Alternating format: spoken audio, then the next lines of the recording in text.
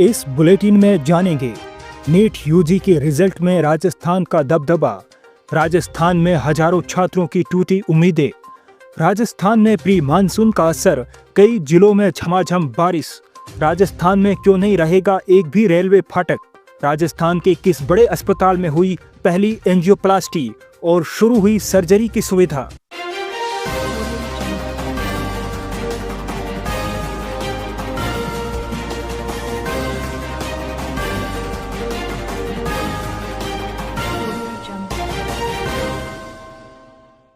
नमस्कार दोस्तों, 29 न्यूज राजस्थान में आपका स्वागत है। सबसे पहले जानते हैं राजस्थान प्रदेश की बड़ी खबरें। नीट यूजी परीक्षा का परिणाम घोषित, राजस्थान के महेश कुमार ने किया टॉप। नीट यूजी परीक्षा का परिणाम घोषित हो गया है। इस परीक्षा में राजस्थान के महेश कुमार केसवानी ने टॉप किया। 12 लाख से ज्यादा छात्रों ने परीक्षा को क्वालिफाई किया है। बता दें कि 22 लाख से ज्यादा छात्रों ने परीक्षा दी थी। टॉप 10 में से 9 लड़के और 1 लड़की हैं। महेश मूल रूप से हनुमानगढ़ जिले के नोहर कस्बे के निवासी हैं। उनके पिता रमेश कुमार और मां हेमलता दोनों सरकारी शिक्षक हैं और वर्तमान में डबली राठान गांव में निवास कर रहे हैं। महेश का ननियाल हनुमानगढ़ जंक्शन के सुरेशिया क्षेत्र में स्थित है। महेश ने अपने पहले ही प्रयास में देश भर में टॉप किया। उसकी इस सफलता से न केवल हनुमानगढ़ जिले बल्कि पूरे राजस्थान को गौरवान्वित किया है। राजस्थान में हजारों छात्रों की उम्मीदें टूटी। आरपीएससी ने आरएस मेंस के जारी किए एडमिट कार्ड, इस दिन होगी परीक्षा। राजस्थान लोक सेवा आयोग ने राजस्थान प्रशासनिक सेवा मुख्य परीक्षा 2024 के लिए एडमिट कार्ड जारी कर दिए हैं। यह परीक्षा 17 और 18 जून 2025 को तय कार्यक्रम के अनुसार होगी। एडमिट कार्ड जारी होने से उन अभ्यर्थियों में निराशा छा गई जो पिछले 10 दिनों से परीक्षा स्थगित करने की मांग को लेकर आंदोलन कर रहे थे। आरपीएससी के इस फैसले ने स्पष्ट कर दिया है कि परीक्षा अपने निर्धारित समय पर ही होगी, जिससे अभ्यर्थियों की उम्मीदों को बड़ा झटका लगा है। राजस्थान में प्री मानसून दिखाने लगा असर, कई जिलों में हुई झमाझम बारिश। मौसम विभाग ने राजस्थान के 5 जिलों के लिए ऑरेंज अलर्ट जारी किया है। शनिवार शाम से ही लगभग पूरे राजस्थान का मौसम बदल गया। मौसम वैज्ञानिक राधेश्याम शर्मा ने बताया कि राजस्थान में 3 तरह की परिस्थितियां बन रही हैं जो बारिश के लिए अनुकूल हैं। श्री गंगानगर के दौलतपुरा में तेज बारिश के साथ बैर के आकार के ओले गिरे। वहीं प्रतापगढ़ और अलवर में भी बारिश हुई। जैसलमेर में बारिश के बीच अलग अलग 3 जगहों पर आकाशीय बिजली गिरी। राजस्थान में अब नहीं रहेगा एक भी रेलवे फाटक, सीएम भजनलाल शर्मा ने विभाग को जारी किए निर्देश। मुख्यमंत्री भजनलाल शर्मा ने मुख्यमंत्री कार्यालय में सार्वजनिक निर्माण विभाग के 10 करोड़ रुपए से अधिक लागत के निर्माणाधीन लंबित प्रोजेक्ट्स की समीक्षा की। सीएम ने रोड ओवर ब्रिज यानी पटरी के ऊपर पुल और रोड अंडर ब्रिज यानी पटरी के नीचे पुल निर्माण कार्यों की भी समीक्षा की। सीएम ने कहा कि राजस्थान सरकार का प्रयास है कि प्रदेश को जल्द ही पूरी तरह से रेलवे फाटक फ्री किया जाएगा। उन्होंने आरओबी आरयूबी निर्माण कार्यों में तेजी लाने के निर्देश दिए। सीएम ने कहा कि राज्य सरकार का उद्देश्य है कि हर गांव, हर कस्बा सड़क मार्ग से जुड़ा हो ताकि लोगों को आने जाने में दिक्कत नहीं उठानी पड़े।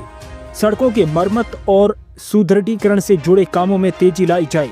मानसून के आने से पहले ही सड़कों के अधूरे काम पूरे किए जाए। सीएम ने अहमदाबाद विमान हादसे में जान गंवाने वाले शख्स के परिजनों से फोन पर बात की। मुख्यमंत्री भजनलाल शर्मा ने अहमदाबाद विमान हादसे में जान गंवाने वाले थोरीमना के बोर चरणान निवासी जयप्रकाश के परिजनों से फोन पर बात की और संवेदना व्यक्त की। साथ ही परिजनों को ढांढस बंधाया। परिजनों को आश्वस्त किया कि दुख की इस घड़ी में राज्य सरकार परिवार के साथ है।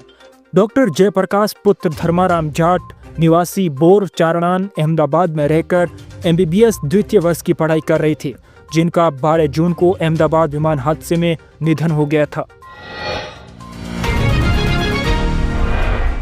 आरयूएचएस में सफलतापूर्वक पहली एंजियोप्लास्टी प्लास्टिक सर्जरी की सुविधा भी शुरू। अस्पताल में लगातार हो रहा विशेषज्ञ चिकित्सा सुविधाओं का विस्तार। मुख्यमंत्री की पहल और चिकित्सा मंत्री के मार्गदर्शन में RUHS अस्पताल में विशेषज्ञ चिकित्सा सुविधाएं लगातार बढ़ाई जा रही हैं। राजस्थान वासियों को इसका लाभ मिलने लगा है।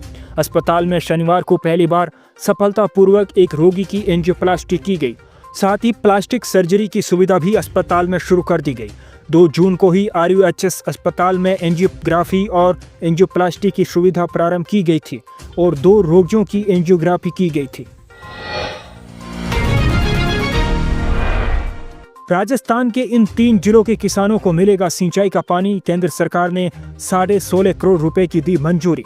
प्रधानमंत्री कृषि सिंचाई योजना के तहत हर खेत को पानी अभियान में जल शक्ति मंत्रालय द्वारा जल संसाधन विभाग को 16.5 करोड़ रुपए की केंद्रीय सहायता राशि मंजूर की है। यह राशि वर्ष 2025-26 की पहली किस्त के रूप में अभियान के तहत प्रगतिरत 84 रिपेयर, रिनोवेशन, रेस्टोरेशन कार्यों के लिए मिली है। अब राजस्थान सरकार द्वारा 40% यानी करीब 11 करोड़ रुपए की राशि और जोड़ी जाएगी। जल संसाधन मंत्री सुरेश सिंह रावत ने बताया कि इस प्रकार कुल 27.5 करोड़ रुपए की लागत से कार्यों को गति मिलेगी। RRR योजना में कोटा, बूंदी और टोंक में चल रहे 84 कार्यों को भी गति मिलेगी। प्रवासी राजस्थानियों से जुड़ाव बढ़ाने पर राजस्थान सरकार का विशेष जोर। गुवाहाटी में आयोजित हुआ कार्यक्रम। राजस्थान फाउंडेशन के नव स्थापित असम चैप्टर द्वारा प्रवासी राजस्थानी संवाद कार्यक्रम का आयोजन गुवाहाटी में किया गया। आयोजन में बड़ी संख्या में प्रवासी राजस्थानियों और लघु उद्योग भारती के प्रवासी राजस्थानी सदस्यों ने भाग लिया। प्रदेश से अपने भावनात्मक और सांस्कृतिक जुड़ाव को साझा किया। अब जानते हैं देश की बड़ी खबरें। उड़ान मंत्रालय ने बताई एयर इंडिया विमान हादसे की पूरी कहानी। ब्लैक बॉक्स पर कही यह बात। केंद्रीय नागरिक उड्डयन मंत्री राम मोहन नायडू ने मंत्रालय कार्यालय में हवाई सुरक्षा पर एक उच्च स्तरीय बैठक की। इसके बाद उन्होंने एक प्रेस कॉन्फ्रेंस भी की और मीडिया को हादसे के बारे में विस्तार से जानकारी दी।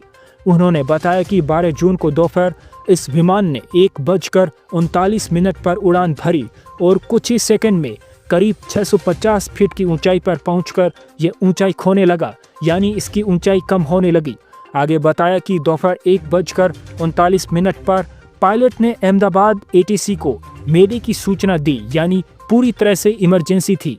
ATC के मुताबिक जब उसने विमान से संपर्क की कोशिश की तो उसे कोई जवाब नहीं मिला। ठीक 1 मिनट बाद यह विमान मेधानी नगर में दुर्घटनाग्रस्त हो गया, जो एयरपोर्ट से करीब 2 किलोमीटर की दूरी पर स्थित है। जहां तक विमान की बात है तो इस दुर्घटना से पहले विमान ने पेरिस, दिल्ली, अहमदाबाद सेक्टर की उड़ान बिना किसी परेशानी के पूरी की थी। आज के इस वीडियो बुलेटिन में इतना ही। अगर आपको ये वीडियो बुलेटिन पसंद आया तो इसे लाइक कीजिए, चैनल को सब्सक्राइब कीजिए और कमेंट बॉक्स में अपनी राय रखिए। मिलते हैं कल इसी वक्त, तब तक के लिए नमस्कार।